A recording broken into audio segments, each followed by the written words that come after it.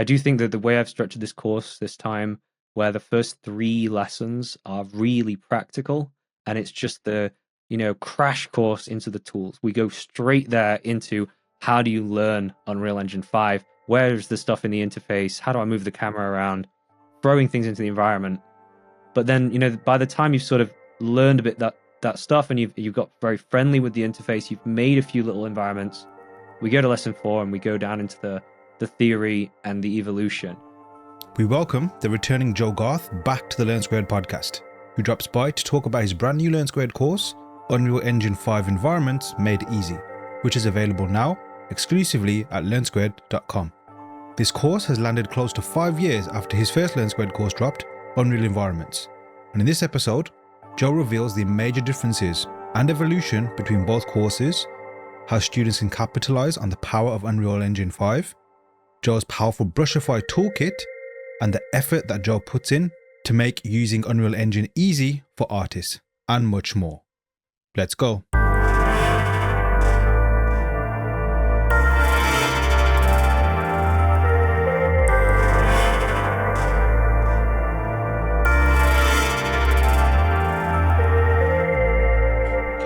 Everyone, welcome back to the Learn Squared podcast. I'm delighted to welcome on a returning guest, the amazing Joe Garth. Welcome, Joe. Hi, everyone. Hey. Good to have you back on Learn Squared Shores. And it's been a while, as we just spoke about before we jumped on. Like, it's been half a decade since we last spoke, and also since your last course came out. Before we get into all that good stuff, in obviously those 5 years, I've had a lot of new students come in, a lot of students that are always new to this whole space in general. If you wouldn't mind just giving everybody a quick origin story and obviously as to who you are and what you do. So I'm an environment artist. I didn't start off with that. I basically started as an intern at Crytek, which are the company that created the Crisis games. I left England when I was about 18 to go and do an internship there. And then pretty much I just basically rose through the ranks at Crytek, becoming from a junior artist, sort of an intern to a junior artist to a regular artist to a senior artist.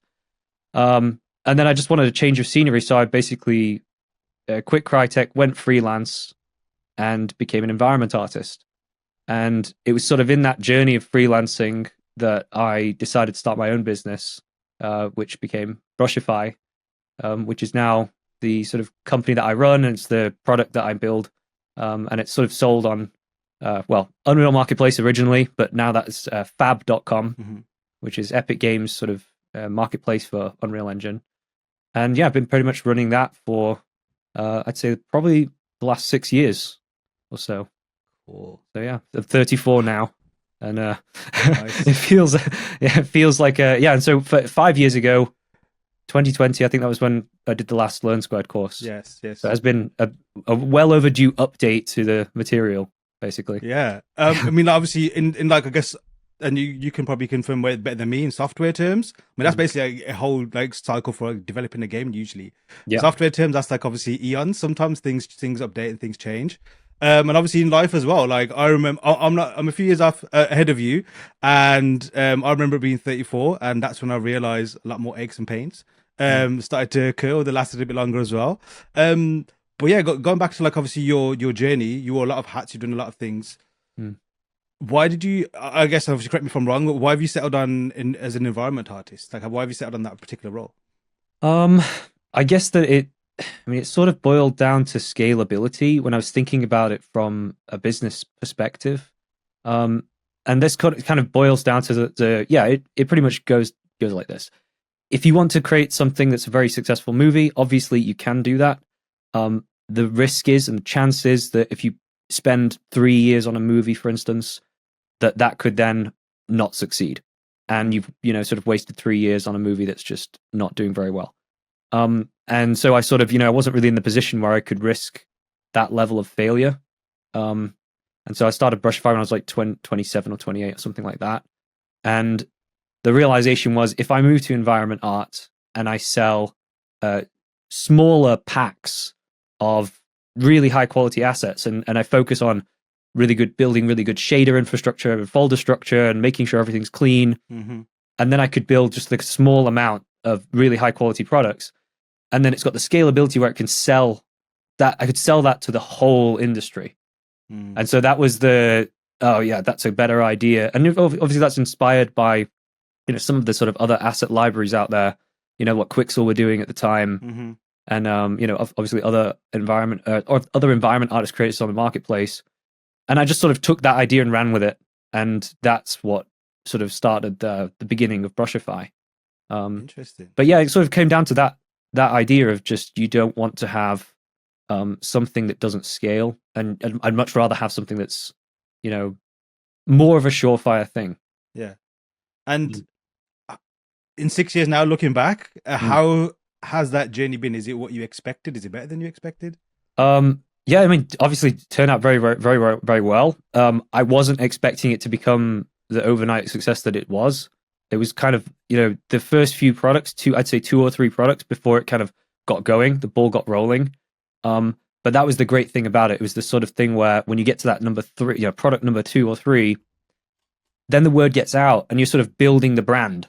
Yeah. And so every single sort of step that you put into, another product's coming out, another YouTube video, another tutorial, but they're all building off the same platform. They're at the same foundation. And so that's sort of like in contrast to the movie industry where, you maybe build a movie and then you've got one successful movie and then you want to make a sequel and another sequel and that you've built out a whole franchise. I sort of did the same thing, but on a smaller scale, on the marketplace. Have you had any like desire to, or maybe even had some jobs since, like to kind of go back into like being an artist on like another project, for example, or like an IP? No, I haven't done anything other than Brushify. That's basically just focused all the way. The whole focus was on Brushify for 6 years. And that's it. Like since I dropped, so I basically worked for Quixel on the Rebirth thing. Yeah. And then I basically stopped that. And then since that point, I've just been Brushify. So just 100% focus. Amazing. Which I mean, it's like, it sort of feels like it's a double-edged sword. It's on the one hand, I feel like sometimes I'm isolated from the industry, but another way, I feel extremely exposed because I'm getting requests from all my customers. Everyone's asking for this or that, or, they're telling me about their projects and what they're doing and what they need. And so my job is to sort of find this middle ground product that's sort of a one-size-fits-all solution to everybody's problems, which is basically what Brushify has evolved and become. But yeah, it's really a very strange task because it's not, it's not like you can go down the rabbit hole of just, oh, we're making this one environment for this one movie, and it's, for instance, it's got to look good in this one scene or this one shot. It's like we're building a set of tools that have got to fit across all these multiple, could be thousands of projects, tens of thousands of projects. And it's this thing where people just want to download it and they just want it to work. And so it's a very different challenge. And that's been, that has taken up all of my time for the last 6 years. And whenever you think it's almost done, it's never done. There's always more. There's always more to tweak and improve. Brushify, we'll definitely get to obviously how it features in the course in a moment, but obviously that featured in your first course, which was Unreal Environments, and now in the upcoming course, which at the time of recording is about a week or so away, Unreal Engine 5 Environments Made Easy. So we've seen, at least in the first course, and obviously what I've seen in the upcoming course, as to how powerful it is, how easy it is from an artist perspective, how it can make my life easier, but also seeing it from the angle of, like, say, with the Learn Squared, on how it can benefit students and even fellow artists that I know and how they use Unreal. But also, obviously, you mentioned dealing with requests and what people want.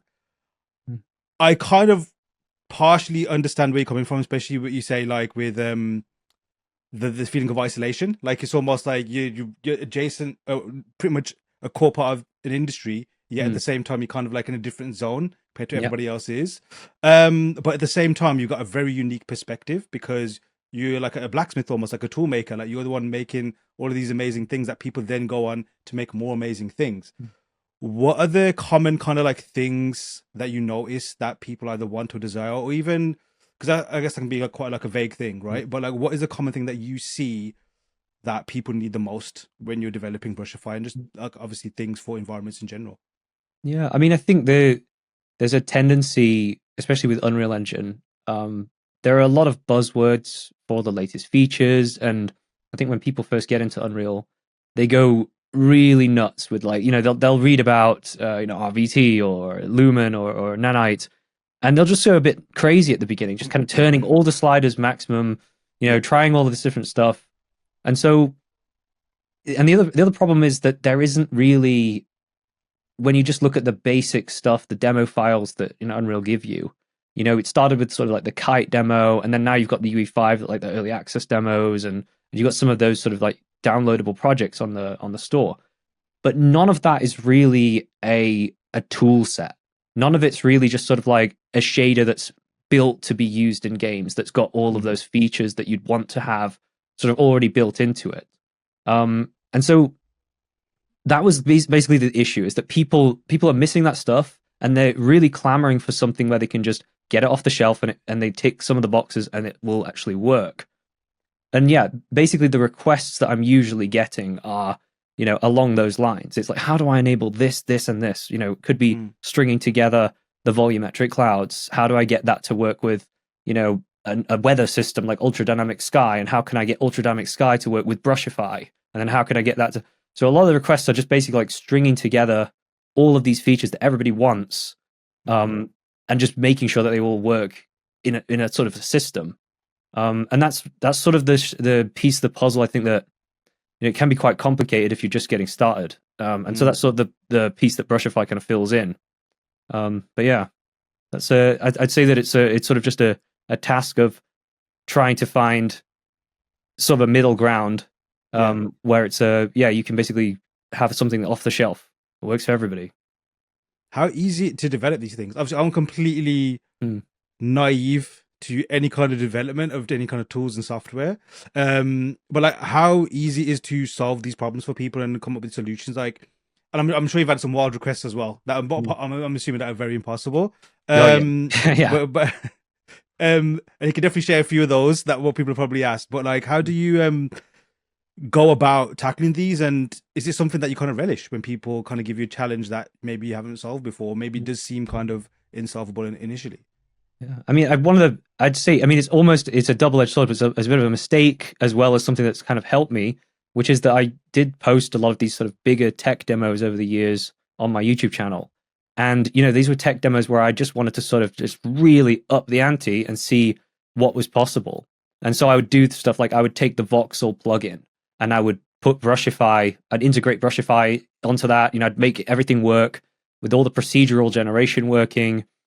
And then I had this, this demo where I was putting meteors down from the sky and blasting holes in the landscape and everything destructible. And then, even on top of that, I had like, ultra dynamic sky and everything's, 3D volumetric clouds in the air as well. And so it's like, I wanted to show in the video that you can actually do it. But then the other side of that is that you get people coming in and they're going like, how did you do this? What are the steps? And then the problem is that, this demo took me like 2 or 3 weeks. And it's a lot of work. It's not something that's that easy for a beginner to do. You'd also need to pay for like maybe the Voxel plugin Pro. It's like $300 or something. So there's not very low barrier to entry when it comes to those kind of like really next gen projects. Although they look really impressive on YouTube and get like a couple million views. Yes, it's that thing where it's just sort of like, well, every guy, the everyday guy who's just started on Unreal last week, he's not going to be able to do this. And then I've got to really kind of answer on the email like, well, it's tricky, it's complicated. You can't just, fly into it like, straight away. Oh no, that's so true. And I think that's like with anything, especially I think in the creative space in general. Even my own journey over the years, mine's more obviously like concept art background, but it's like that childlike, I'm not saying everyone's a child, but like that kind of like approach where you just think you're going to get the result straight away. But then it takes a lot longer. Like I'm sure children think they can run, but obviously they always stumble and all that kind of stuff as well. And I think one of the awesome things as well is when you are learning a tool, like the journey of like learning it, learning all the parameters. And I think even like with Unreal Engine and other stuff as well, there's always that kind of gray area or kind of thing that you maybe can uncover that's proprietary to yourself. Like, a certain way of doing something, and that kind of gives your project a little bit of flair and what have you. But like what obviously one thing about Unreal Engine in particular is, again, coming from a concept art angle, I always thought, and I think we spoke about this on the first episode we did, is that I wasn't as intimidated by these kind of tools because I thought it's game development. It's like all these very strict parameters that I have no idea about. I just want to throw some shapes, express certain things, and make something cool. Yet since then, obviously, I've used it a fair bit, and it's definitely like in that crossroads, and you can approach from different angles as well. From your own experience and from where you sit, what kind of artists do you see use Brushify and use Unreal Engine? Is it mainly like people in game development, maybe cinematics or concept art, or is it quite an even spread? I think it's a really interesting one because there are multiple levels to this. Pretty much, you've got the traditional film pipeline, everything pre-rendered, and then you've got Unreal Engine coming in and subverting that with real-time graphics, which, is sort of, this has been well in the making for the past sort of 20 years, that real time would sort of find its way into the movie industry. And then it's happened. You've got The Mandalorian, things like that, TV shows that are being produced using the LED stage. And this is sort of like that second wave where the dream is coming true of real time making its way into movies, and real time, of course, seeping its way into architectural visualization, and of course games just being the sort of the beginning of real time graphics and the use of real time graphics. But now we've got the third wave on top of that now, which is already coming, which is going to be the AI revolution, which is going to be sort of taking what we've got with these real time engines and putting a layer on top of that even further. And all of this is just to reach the point where you can be a sort of a child playing in a sandbox. When I used to work at Crytek, the engine was called CryEngine, and the editor was called CryEngine Sandbox. And I always loved this name because it really does explain what the tool was meant to be used for. This idea of it being, almost like Steve Jobs with the iPod, with the iPad or iPhone, where you even a child can use it. It's a simple interface, and only the things that are really required are in there. And as they evolved the product more and more and more, it just became simpler and simpler until now we have kids just fixated on the screen, and that's the issue now. So we made computers so simple that it's now this childlike thing where people can just play, or I guess the offside of that is that they sort of just consume. But yeah, in the way that the end goal is to reach this point where these editors and these sort of game tools are just part and parcel. People can create their own interactive 3D environments, or they can create their own stories. And I think that's going to be the next wave that we'll see. We'll see sort of real-time engines with some sort of AI built into those, whether that's going to be for producing assets or maybe animation. I don't know how the interface is going to look. Maybe prompt-based, maybe, lots of sliders. Who knows? But that's sort of the direction I think it's going in. And I think right now we're sort of almost like, we're still just halfway there. And then you never know what the fourth generation is going to be after that. So that's it. That's how I see it going, though. I hope it's not like what they say what World War IV would be after World War III, but you never know. The AI just take over and that's it. Yeah, that's it. What would you like to see? Obviously, like with this next generation coming, what would suit your way of doing things? Obviously, because you see it from two angles. You see it from a creative angle on the on the front end, obviously as a developer, on the back end as well.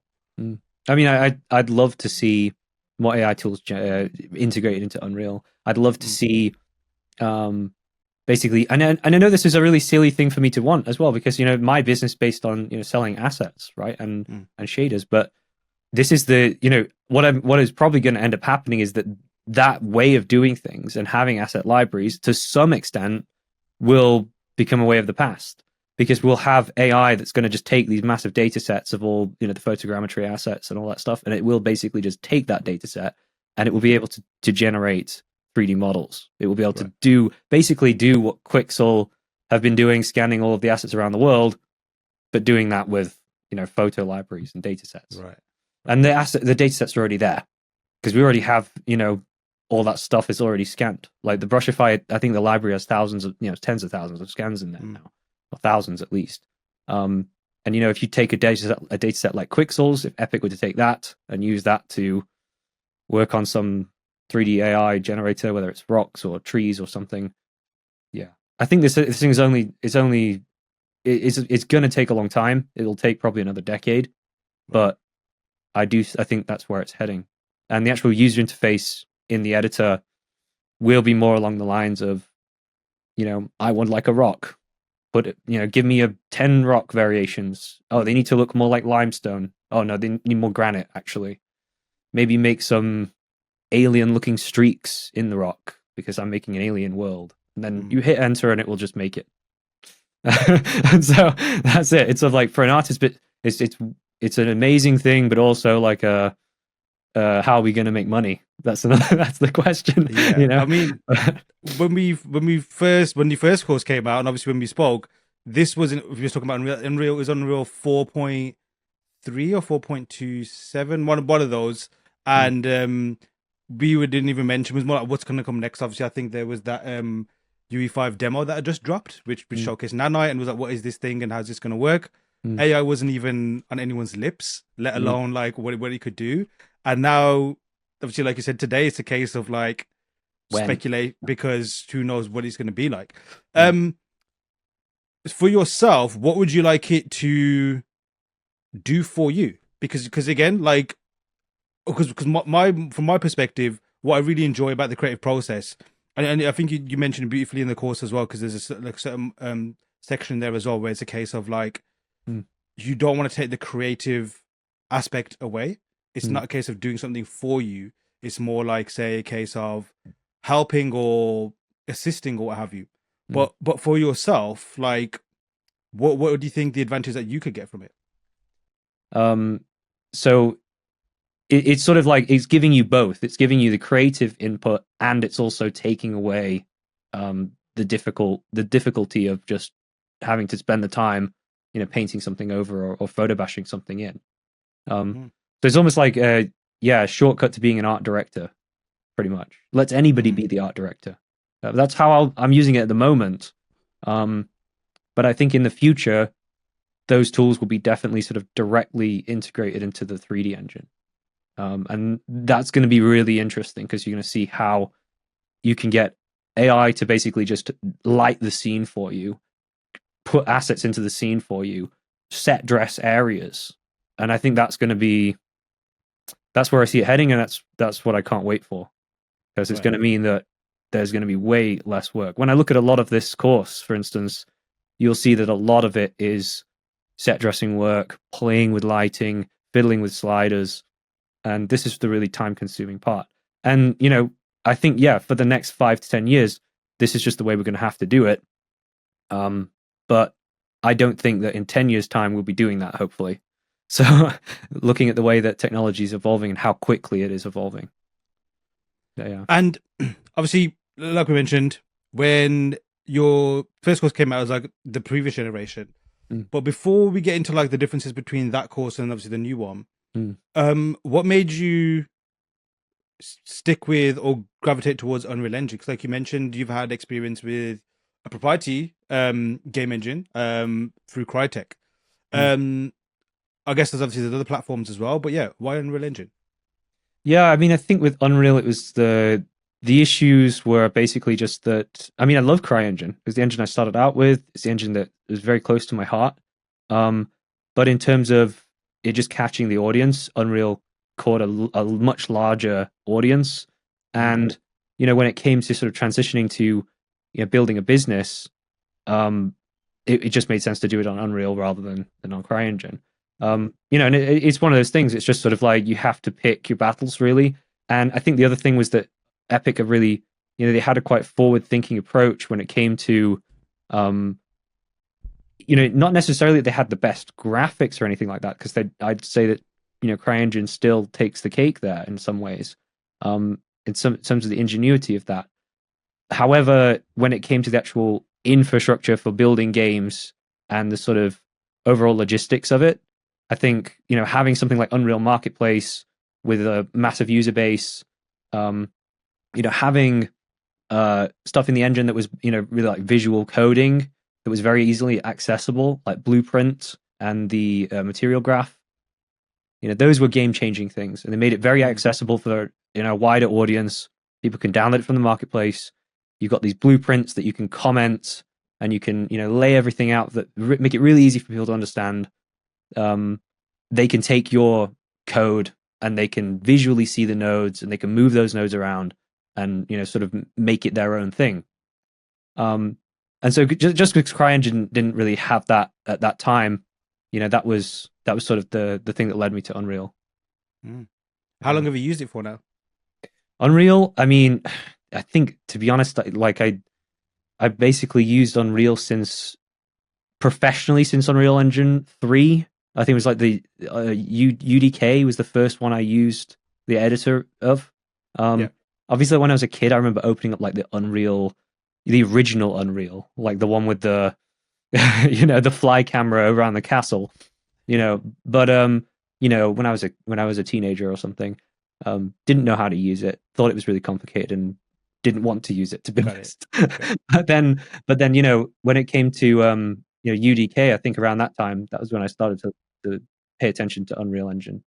So just after Unreal 3, because and then what really got my attention was Unreal Engine 4, because sort of finally they fixed the interface and made it much more usable.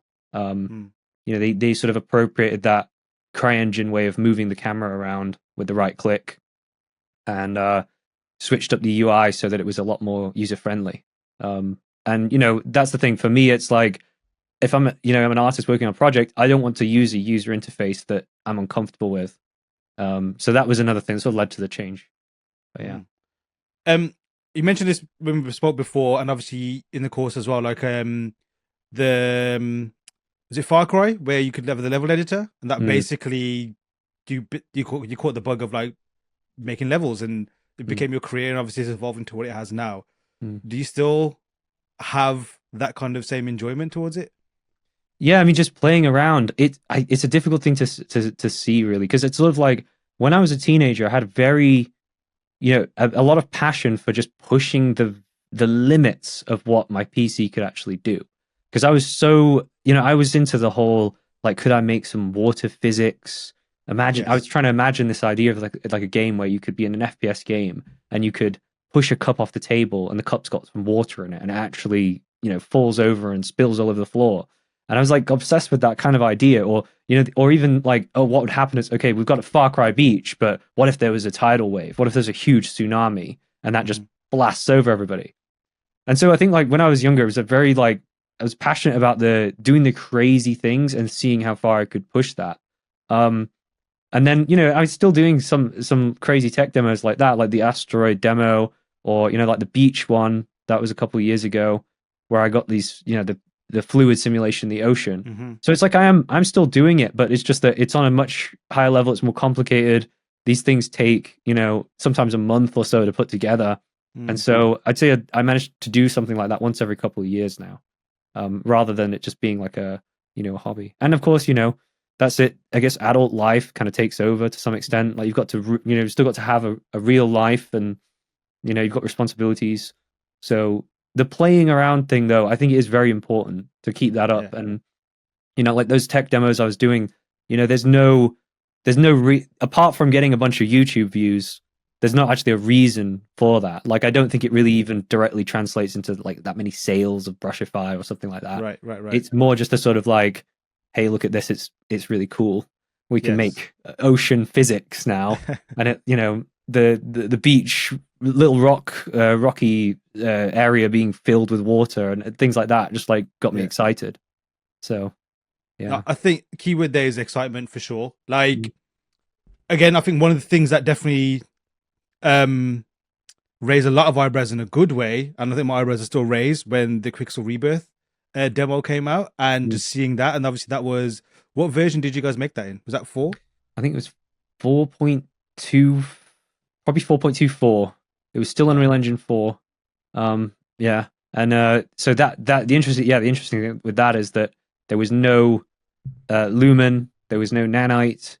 It was literally just taking the LOD 0 Quixel models, sort of fixing the LODs so that the LOD 0 was the high poly sort of CG mesh. And then we'd put the game meshes as the sort of LODs 1, 2, 3, and 4, so that there would be some, you'd still get decent performance. And then we sort of fixed the lighting to an overcast lighting, which basically meant that, you didn't notice too much that there weren't real GI light bouncers or anything, because it all just sort of looked quite cloudy. Mm-hmm. But yeah, then it was a lot of just really, really, really detailed set dressing to make sure that every little piece of grass. I remember spending like 3 hours on every little bit of tuft of grass, and the art director Dan Woji, who's always getting always coming onto the call and going, Joe, you need to spend 5 hours on this grass right here. And I was like, okay, all right, we're gonna do that now. He's like, just spend all day on this bit of grass because it doesn't look real. Wow. So that's how it looked so good in the end. Is we just had a lot of time on very select few shots to set dress them and make them look really good. And yeah, but then the thing did run in real time. It was running at decent frame rates, and that was on like, I think 1080 Ti or something. And I think in the previous course, if I remember correctly, that was also done on 1080 as well. Yeah, that was on the 1080 Ti as well. Yeah. It's only recent. It's in the last couple of years I built a new PC with an RTX 4090. So yeah. I mean, one thing about the Rebirth one, and I'd love to hear your perspective, obviously looking back at it because you were involved in it as well. Like, still looking at it, it holds up. And I know that's like, that should be the case because when you have a lot of craft into it, a lot of expert eyes onto it, that will always be the case. When we look at films that are made close to even a century ago now, or like nearly a century ago, they still look great because of the artistic eye that was involved and obviously the understanding of the tools. It's like technology is obviously powerful, but it doesn't make things awesome. It's the vision and the craft that goes into it as well. But when you look back at it, does it still hold up for you, or do you still look at it and thinking, "Oh, I wish I would have fixed that. I wish I would have done that." Because obviously you got the hindsight and obviously new tools now. But it does look like, looking back at it, like even I wasn't involved, but it does seem like something to be proud of, that technology or the tools that we use was able to do this. I mean, I think because I was on the inside of it, it's like I think the limiting factor was more like the fact that the background mountains had to be 3D generated. They were procedural rather than, based on sort of real satellite data or scans. I think we used some satellite DEM data. From what I remember, we used the height fields, but then the actual texturing was all procedural generation from Houdini. But the thing is that it's sort of like that, plus the fact that we didn't have a big enough library of, I think, like mid-ground assets. So the dressing up of the mid-grounds was really difficult because it's like you just needed to get so much, you'd have to zoom the field of view right in and decorate, set dress every little part. And it's almost like an impossible task to really fill the whole field in the mid-ground.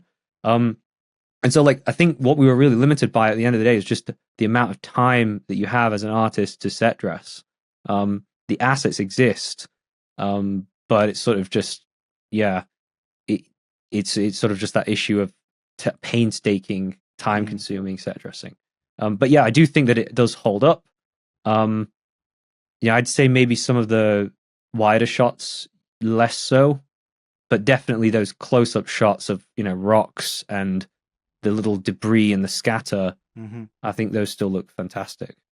But you can also see that there are, we were playing towards the limitations of UE4 because we couldn't do GI, we couldn't make, for instance, something like that, the UE5 early access demo where you have this desert environment that's all rocky and you've got the light bouncing from the sun and reflecting up on the rocks, and it's showing what Lumen is capable of.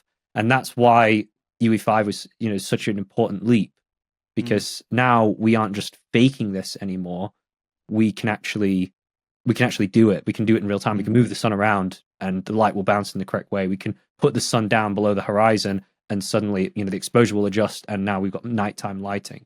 And the things were made even easier with, for instance, plugin like Ultra Dynamic Sky, where everything is, everything is basically just automated, and you can just plonk that into the scene, and then now we have, 24/7 time of day.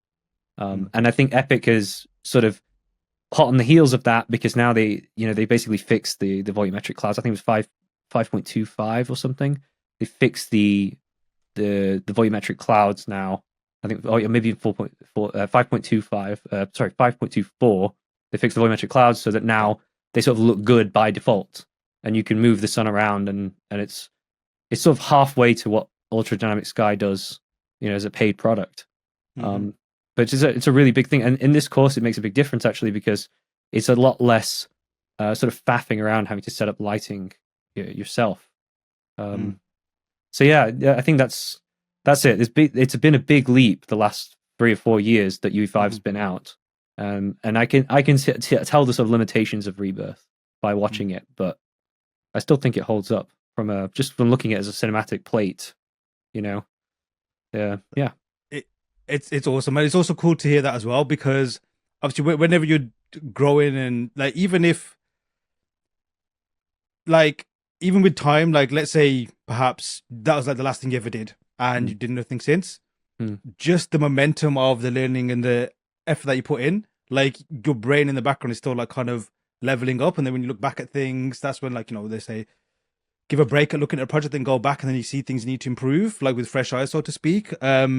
You do kind of see these things, but yeah, no, Rebirth is still, and like again, just from what it proposed, again, from my way of doing creativity, it was a case of not only was this impressive, but it was with a tool that I could actually have the next day. Like it was a case of like I could just get it straight away. It wasn't like I need to rent out a studio or end up somewhere in Hollywood and only a few people can have access to it, and that was quite powerful. I like what you said there about, or very interesting what you said there about, you worked at the limitations of Unreal 4.27. What is it like working at the limitations of something? Is that something that you enjoy, or is it pulling your hair out type of situation? I mean, even UE5 now still has limitations. There's still things that you can't do. For Brushify, for example, I still can't go as insane with the set dressing and the level of detail as something like Rebirth, because I've still got to have these packs run on sort of consumer hardware. I've got to think about the guy that doesn't have, he's not got an RTX 4090. He's not even got a GTX 1080 Ti. He's got something that's more along, maybe they're running some RTX 3060 mobile version, and it's the very, or even worse, 3050. And so I want it to be that the product will be something that they can see a nice, pretty image that's borderline, it looks realistic, it looks, almost photoreal, but they can download that image, get it onto their, really budget laptop, and it's still going to maybe not look amazing, so they've turned some settings down, but it's still going to look like what you see on the Fab storefront, Unreal Marketplace storefront. So that's the challenge with Brushify. It's sort of like, you can't go all, balls to the wall, all sliders, turn it all the way up to max. You can't quite pull off as much in the way of set dressing, where I'm looking at every single little pixel and I'm putting 100 rocks into 10 pixels just to get the perfect look. So yeah, it's a different thing, but it's sort of working towards the limitations of not really just the engine, but also consumer hardware that people have actually got. And that's the issue with this software. It's incredibly powerful, but we have to still think about what is the GPU that's going to be running this. Yeah. And if you had no limitations, what would Brushify be capable of? Oh, I mean, if you could just, if I knew for sure that everybody's running an RTX 4090, I'd be just bananas. It would be amazing. But that's not going to happen, so I don't want to think about it. I'd love to. Fair enough. In a way, and this is what I want to do over time, and it's what I've been gradually doing. Is there's 24 or possibly even 25 products out now, Brushify products, and obviously we've got almost every biome or every sort of generic asset. You've got forests, you've got mountains, deserts, dunes, and then of course you've got the package that's all of it combined into one big sort of master project, which is Studio Edition. But that's the thing, is that if I knew for sure everyone's running an RTX 4090, it would be just a case of going back into all of those products and then turning up all the sliders, turning up all of the amount of procedural generation in there. I could go in and use things, PCG, for instance, the procedural content graph, which we teach in the course. I could basically go in there and just pepper the environments with billions of rocks and make it look really, really awesome. And also obviously turn on every last little thing with lumen, the high quality reflections, all that good stuff. Mm. And that's possible for people to do at home. You can obviously download the pack and you can go crazy if you've got a high end rig. Just set dressing with and procedurally generating hundreds of thousands of rocks and making it look really photo real. The assets obviously are sort of already built for that. And the good thing now is that it's all nanite enabled. So all the trees and the rocks, even the grass, you can enable nanite on all of that stuff. So it's really, it is future proofed in that way. It's just that sort of out of the box, I've got to keep the hardware specs really, really low level so that it's accessible for everybody. I respect that as well. I think that's very important to do, because very quickly, like, things can just become obsolete and unusable. And equally, not everybody does need to have high fidelity. They just need whatever they need, and they can express in different ways as well. So no, I do respect that you do that. When did you first properly pick up Unreal 5? I'd say, yeah. I mean, I was already using UE4 from Rebirth, so I guess it was straight away, because I remember when the early access came out. The first thing I did on the early access was the I think I was already working on the voxel plugin demo, and that was already on UE4. Then when early access came out, I quickly transitioned everything over to UE5. Managed to get that working in a couple of weeks with Victor, the creator of the voxel plugin. He actually helped me quite a lot there, because we worked together for a bit, and he helped me compile my project for UE5 early access. So I'm really not a programmer, and he's a genius high level programmer. And he basically managed to get the whole thing working on UE5 early access, and then launch it sort of as UE5 early access was coming out. And that was really great timing for me, because obviously the video exploded with tons of million. I think it's like 1.5 million views now or something, which was pretty awesome at the time. And I have no idea how it all worked. I think we had to compile a custom build, and this is like 3 or 4 years ago now. It's hard to remember, but we compiled a custom build with PhysX instead of the Chaos Physics engine, because the Chaos Physics was quite slow back then. I'm not sure if it still is. But yeah, we needed to sort of. What are they specifically for people who never heard of them?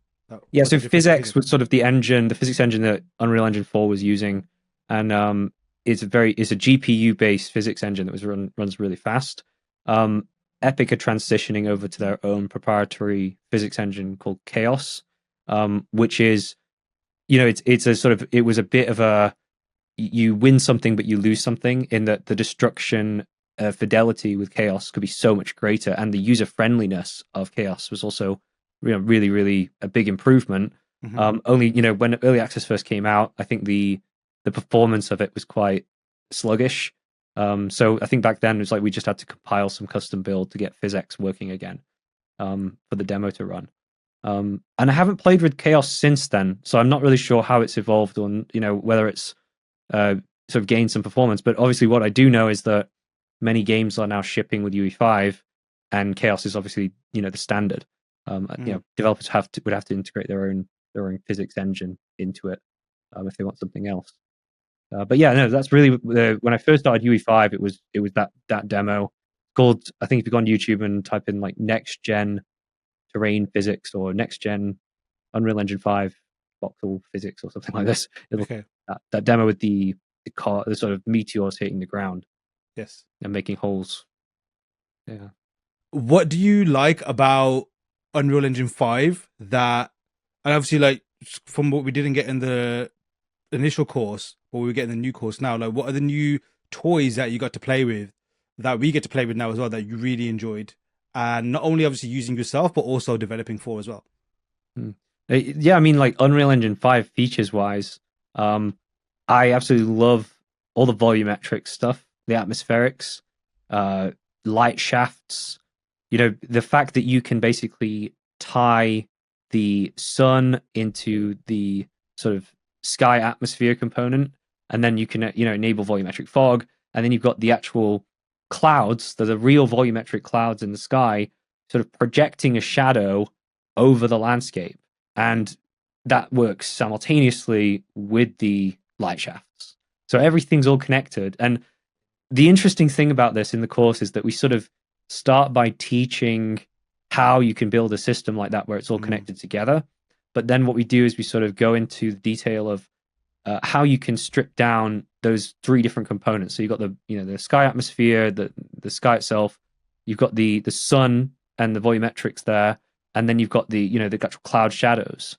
And so we sort of teach how you can switch out each of the components so that you can have full artistic control.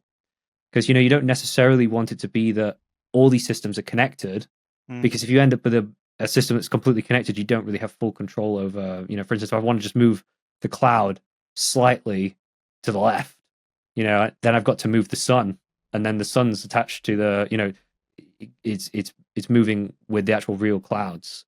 And so that's sort of the step-by-step thing that you have to go through, is sort of finding the right level of control for you. Is that, do you want to have something that's completely dynamic, or as an artist, do you want to have something that you can sort of fully, make it completely bespoke, and that you have control over every detail?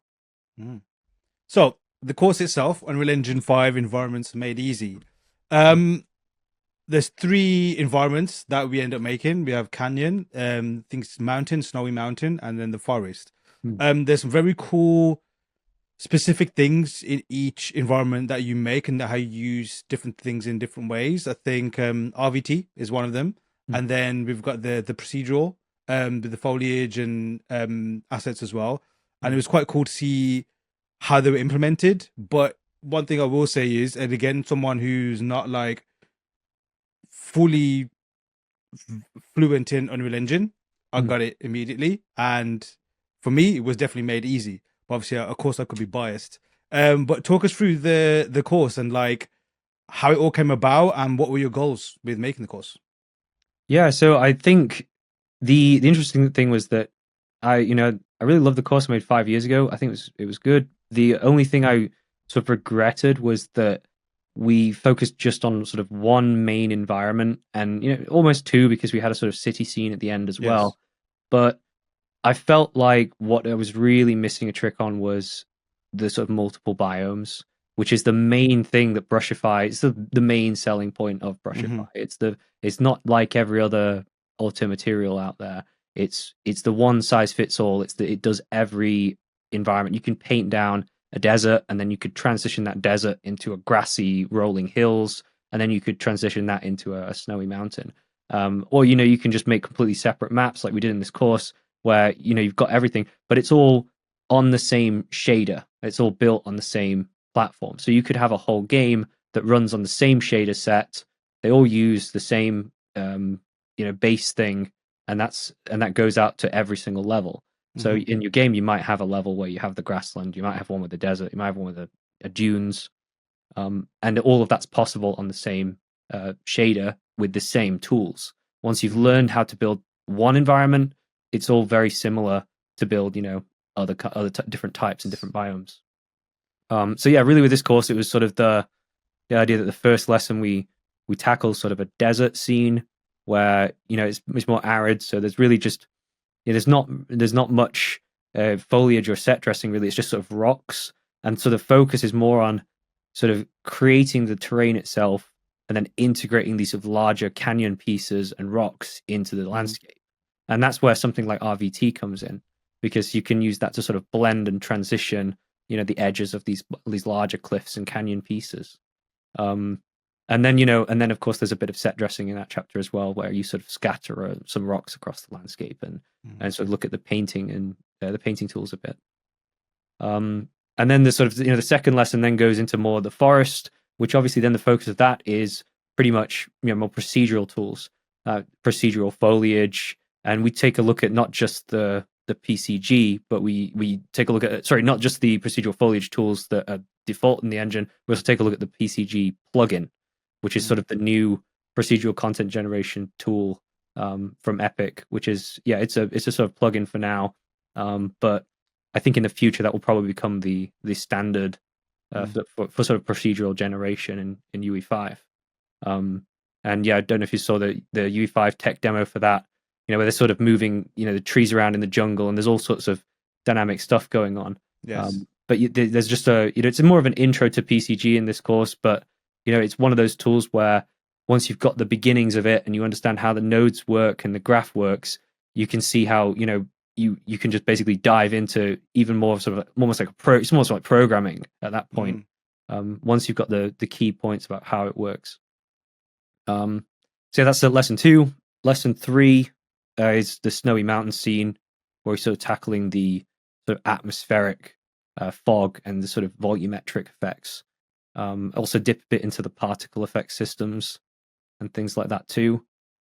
And yeah, so that's sort of like, you get those sort of 3 environments in the first 3 lessons.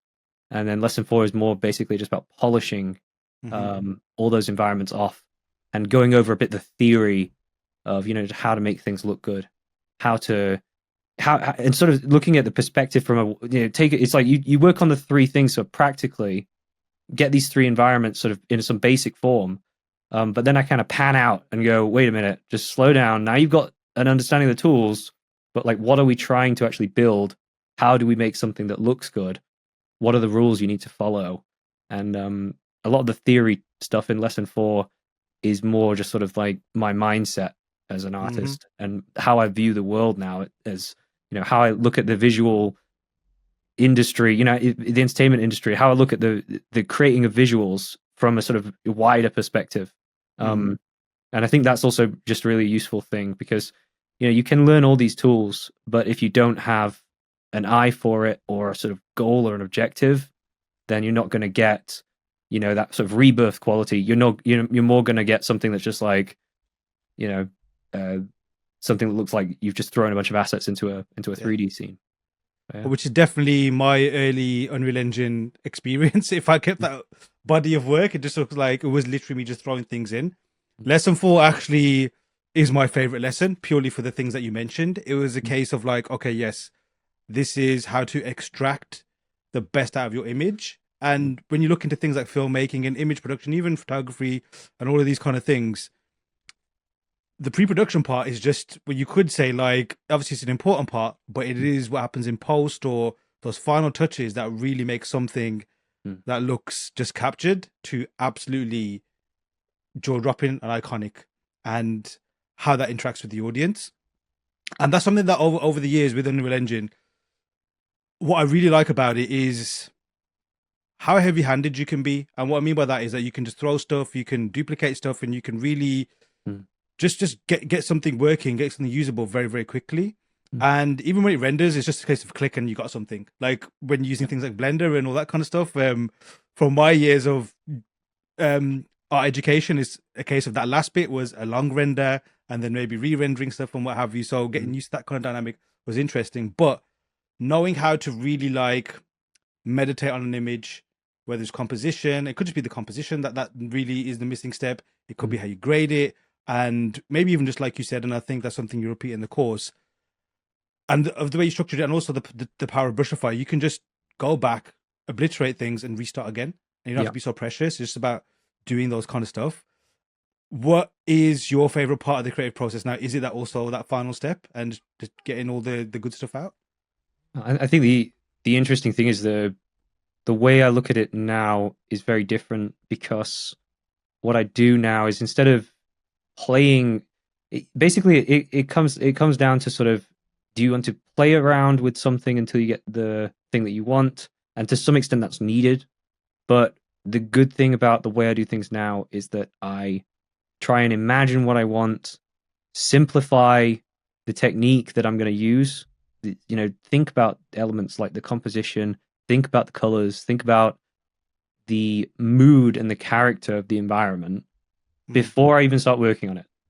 So I've got the idea that I'm trying to actually convey. It's not just sort of a random thing. And it's almost like the the environment should be a character of its own. And that's a sort of like, that's sort of the difference between the way I sort of approach things now and the way I sort of started at the very beginning. You know, if I look at the things I made when I was a teenager, it was, you know, some cool stuff, but it took me a long time to get there because I was doing all this playing. And I think that that's the difference between, 15 years of, well, almost 20 years of experience now. It's just basically, I don't want to spend, I don't have the time now. So I've got to make sure I have the smart way of working, and I understand from a theory perspective what I'm trying to accomplish. And that's why, lesson 4, it's more of a theory sort of, they're almost like lectures, but it's stuff like understanding the medium and understanding, things like aspect ratio, composition, lighting, color theory, understanding all the different cinematic techniques, why something appears to us as high end, and then something else could appear as, just some random artwork someone's posted. Yeah. And so that's the difference between, I'd say, sort of amateur and pro. And then along with that is also the difference of, planning projects, organizing files properly, doing all the sort of boring adult side of things.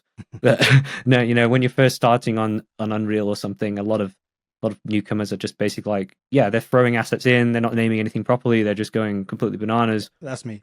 But that's not how you get to be the game dev. But I think that's the other thing though. I think at first, it's a very weird thing, because at the beginning of the course I'm like, you need to go and you need to be playing and you need to just treat it like a sandbox and go crazy at first. Yeah. But by lesson 4, I kind of bring everyone to the realization that if you want to take this to the next level, you have to, take on the responsibility of, growing to the next stage, which is understand the theory, be organized, pay attention to details. And yeah. I think organized is something that, from when we were back together back in when your first course came out through to now, and obviously seeing the courses, that's something that you're definitely consistent with, not only in terms of how the course is structured, how the assets are structured, how everything's labeled, but even, and obviously you can tell, like, it's not just words. Like, that's something that definitely you've put effort into in terms of how Brushify works and how it integrates, and it's just literally everything's kind of taken care of. Like, there's a lot of stuff that I've played with in Unreal Engine thinking, how do I do this? How do I get to do this? And there's 15 different steps and levels to go down to just to kind of figure it out. And then you get lost if you don't have basically the language to understand it. Yet, one thing I recommend about Brushify is it's just click. This is what you need to tweak if you need to do it, and then use it. How much effort is required to ensure that philosophy of Brushify stays in place? Yeah, I mean, from the core of it, it's that the shaders themselves are, they basically I've had the time to boil those shaders down to their core elements. There's not really any fluff left in there, because every function has been looked at, it's been commented. I know what every node does. I know that there's nothing there that's going to be out of place. And if there is, that's also something that I would love to hear, because that's what I'm constantly doing. Every time I put on an update, if somebody spots something in Brushify and goes to my, support page and emails me, this shouldn't be like this, you should do it like this. I'm all ears, and I've been all ears about this for, the last 6 years. Every last little piece of advice that I can get hold of, I'll take that comment on board and I'll think about it. Obviously, I'm not just going to blindly implement things that people, tell me to implement. But if something makes sense and it will make an improvement and it works for everybody, and it fits my philosophy of the one size fits all, then yeah, I will make the improvement and change things. So there's very little now that is, there's not very much low hanging fruit in Brushify anymore. You can sort of visit every little function in there, and every, blueprint or shader graph or anything like that, and you can sort of see that it's been looked over, it's been commented, it's, nicely labeled and laid out. Yeah. One thing in the Thinkist lesson 4 as well is optimization, and that's something that I've seen consistent with you as well. Like, it's obviously from your game development, from time, and I'm assuming it's a lot of it's from that as well as your own personal philosophy. But even obviously now how powerful Unreal Engine 5 is, and maybe it's the way it was demoed to all the creators out there, like you can just throw in these heavy meshes and all that kind of stuff as well. Optimization is still important. Why is that still the case? And if things are getting better, why is that still important to optimize your scene and all of that stuff as well? Yeah, I mean, optimization's becoming easier. Obviously, nanites helped with that. Less attention to LODs, and I think that's just something that it's a bit of a people are up and down about that, but realistically, graphics hardware is getting better, and to some extent, it's going to sort of tank the damage to performance in some ways, simply because we can render more polygons.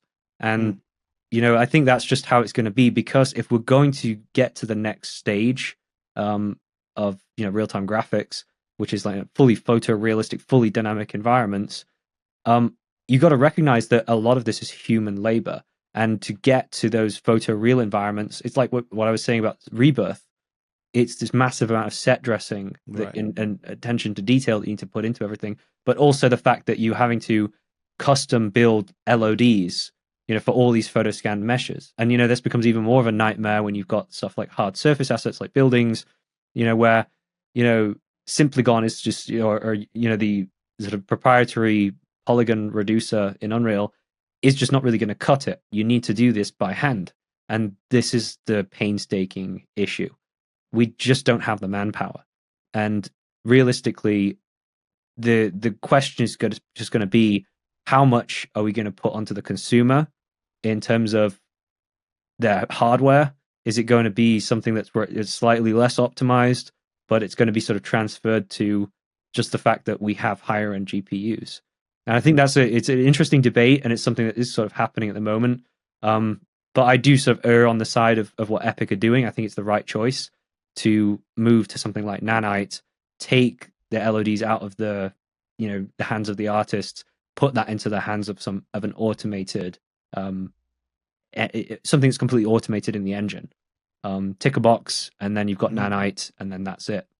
mm, And of course, you've still got all the other optimization tools, and we go over a few of those in the course as well. Just various different things like optimizing texture memory, optimizing poly counts, LODs. We do still address all those different things like mm, triangle counts. Um, and even with nanite, something to bear in mind is that you still can't go completely insane with the poly counts, because after all, this still needs to be stored on a disk, and it still mm, needs to be compiled in the project. So if you are shipping an asset with 1 million polygons or 2 million polygons, that's going to take an age to compile. You send somebody else your project, tell them to compile it, and then you find, oh, that's it's 2 million polygon mesh. It's got to build the shaders, build the textures for that, and it's not doable. We mm, can't even sell those projects on Fab, for instance, because when our consumers download those projects, they're like, I can't run this. So there is a certain limit to how intense these assets can still be. mhm. You've got to think about someone that's running a 4 core PC still or something, where it's just like, this is not gonna it's not gonna happen for them. They're not gonna be able to run this thing. Mm. But yeah. Now, obviously, with the course, there's three environments that you make, Mm, but the way it's done, like immediately just after the first pass, like I can see, okay, yes, I know what I can do if I want to make something else, or how to implement maybe this particular asset and use these kind of different techniques that you show, how to basically integrate it and make it look correct, but also look cool at the same time. Like, so mm, to reduce it to those kind of like emotive words, but that's ultimately what I guess an artist would want. Like, I need something to make it cool, and this is what does it enough. Till a lot of the time, it's just either a smart technique or the correct technique. mm. But what kind of things can people make aside from just different environments? Like, what can they use these environments they make in Unreal Engine for? Would it just be for cinematics? Could they make it playable, or maybe even something else? Yeah, so I think the course sort of addresses a little bit of everything. There's some focus on the sort of cinematic side of things, but we also do dip into this, being able to run around with the third person character, drive around with the buggy, run around in first person. And obviously there are different challenges to creating an environment for those different genres. If you're working on a movie, you've got a locked off shot where you've got to focus on just set dressing that shot, and you've got the sort of ability to put all its attention to detail into the frame. Um, but if you're working on a first person shooter, you'd be looking at the ground and you'd be making sure all the pebbles and everything look really good. Because what if the player looks down, or what if he zooms in on a part of the terrain with the sniper rifle? You sort of still want that to look good. Um, and then that's completely different from like a third person game where it's more about just like the mid ground, and you don't, maybe you want the ground underneath the character to look good. And then a racing game, everything's just whipping straight past. So you've got to sort of just more concentrate on the background and the set dressing of these big, larger set pieces. They're almost like landmarks that'll go whizzing past the player as he sort of, if it's Mario Kart or something like that. So all very distinctive, different sort of disciplines. We sort of cover the distinction between all of the different genres. So we sort of hit a little bit of everything in the course. But yeah. And I like how you also showed like it's not just use like the first person or third person or even like like drivability and getting a buggy on there just to kind of like show how it looks to move around. Like you use it as a tool to say, oh no, this doesn't work. Basically to troubleshoot things and to almost bug test the design, so to speak, and like say, oh no, that's going to look either maybe that works, but it doesn't look cool enough or what have you. And I think that that's quite powerful as well. One amazing thing about when the first course dropped is a lot of people were introduced to Unreal Engine for the first time and creating in real time for the first time. And I know firsthand some people that have already said like it completely opened brand new doorways for them and career pathways and just ways of working. Some haven't even gone back to the old way as well. Seeing the different kind of things that people make has been amazing to see. What would you like to see with this iteration of the course now? Yeah, it was really exciting when the last course dropped where, after about a month, you start to see the really cool end results where people have reached lesson 4, and they've managed to not just build something that's similar to what I build in the course, but they've also sort of run with that and built their own environments, and some of them were really creative.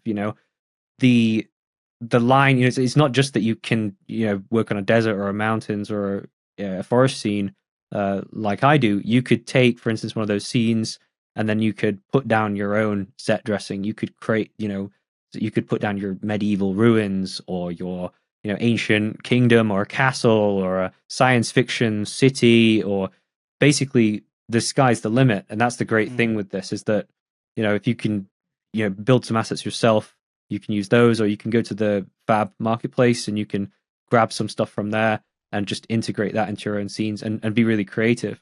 So yeah, I'm really looking forward to on this course just seeing if people have got that same sort of level of creativity, and also just the fact that now that's all going to be upgraded. It's Unreal Engine 5. They've now got Nanite and Lumen, so they've not got the limitations of perhaps what we had before with UE4, where you'd still need to be worrying more about performance. And obviously, because hardware has moved along 5 more years now, there are plenty more people cropping up where they've got 4000 series graphics cards, and they're able to put a lot more polygons into the scene. And if you're working on cinematics or something like that, everything's pre-rendered anyway, so you get a lot more fidelity now in those type of shots. So when you see this stuff coming out on ArtStation or on the homework pages, I'm hoping that there'll be some really cool work there. Now, obviously, with the course, there's Unreal Engine, which basically anyone can download and start using. But there's also Brushify as well. Now, Brushify is, because for some people, obviously, like, as cool as it is, it's still like the price point can be a bit of a thing where it kind of like not just puts them off, but perhaps they have to wait a bit longer until they can get the course. What do people need to take the course, considering that Brushify is a key part of the course? So we're including a lot of Brushify assets with the course. There's I can't remember the exact numbers, but basically you'll get a bunch of alpha brushes. You'll get some smart brushes. You get a bunch of different static meshes. So enough meshes that basically can cover those 3 biomes, which are forest, the desert canyon scene, and the snowy mountain scene. So you have got certainly a lot of assets to be sort of beginning with, and a lot of those assets are really useful. They're really generic, and so I don't know the exact value that we put in there. I think it's $100 or something, maybe a little more. But it's basically it's basically just like a lot of Brushify is included with the course, and of course with that you get the shaders, you get all of the stuff that you can use to sort of work on as a tool. So I think that's really important. Is I didn't want it to be that people have to buy Brushify as well. So Hmm. Brushify is included with the course as well, which I And think for is those that useful. want to expand their Brushify library further, like how many different biomes and assets do you have? Obviously, as well as you got the Brushify Studio too. Yeah, so we've got 24. I think it's 24 products, and then the Brushify Studio Edition is basically a sort of package, a sort of bundle with all of that together. But obviously, for newcomers, I wouldn't recommend going straight to Studio Edition. Probably starting with something like a really basic pack. Mm, We've got a pack that's literally like $10. But if you're going to buy the course, you don't even need to get that one. mm. Just use the Brushify files that come with the course, and start with that. Start small. But yeah, that's yeah. What environments personally do you gravitate towards? I love. I mean, I to be honest, I probably love forest scenes. I don't Uh-huh. know why it is that way, but it's just basically, I think the challenge of it, the challenge of trees and lighting and getting light shafts through trees and all that good Right, stuff. right, right. It's the most beautiful. My favorite painting is from Albert Bierstadt. It's the Sierra Nevada from Okay. Albert Bierstadt.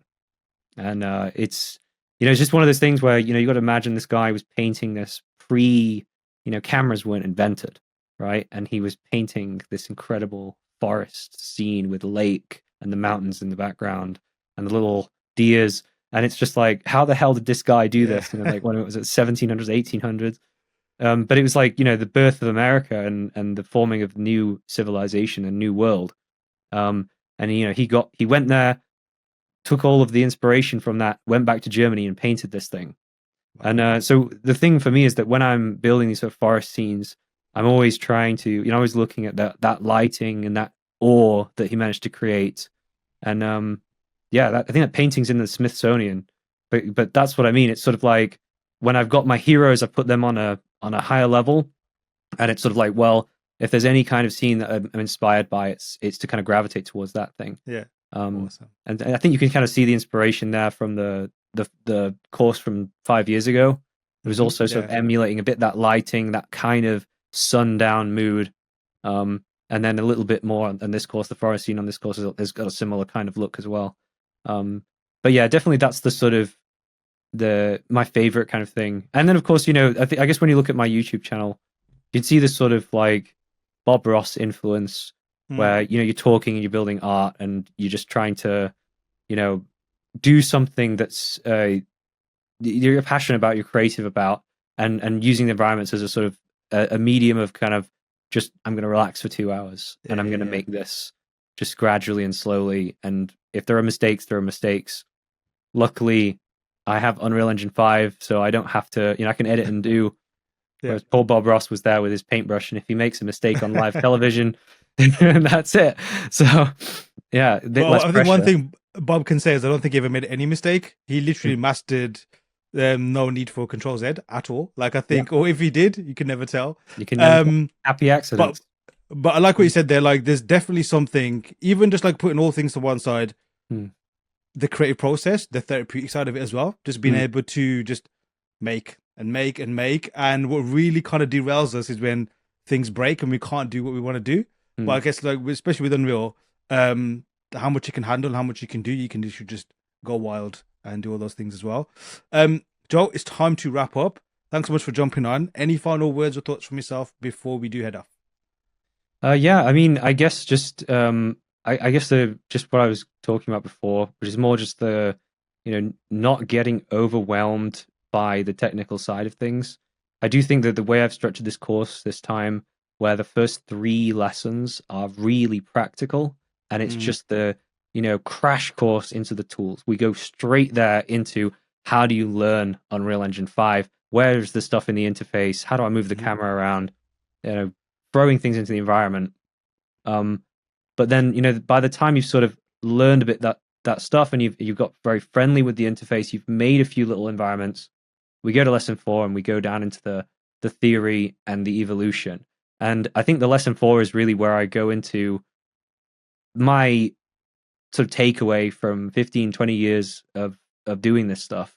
And I think it's probably the most sort of holistic lecture of my mindset now as an artist. And I was really actually, I was so kind of enjoying recording it, because I was like, this is actually really cool, because it's sort of like, now I'm 34 and I feel like I've actually got somewhere, I've not just wasted all this time, with this sort of playful side of things. And yeah, I'm really proud of the last lesson. I think that's the kind of sort of thing where, when you're building something like that, you even recognize it in yourself. That it's like, I do have a better approach now, and more of a sort of, I can kind of put my finger on the secret sauce, and hopefully divulge some of that to you guys as well, which would be really cool. Amazing. Joe, thanks so much. Everybody, Unreal Engine 5 Environments Made Easy is, when this airs, it'll be out now, and check out the links and sign up for it. Joe, thanks so much. Speak again soon. Yeah, ciao, man. Unreal Engine 5 Environments Made Easy is available now, and you can find it at learnsquared.com or by hitting the links attached to this episode. I've been your host, Aaron Danda. Till next time.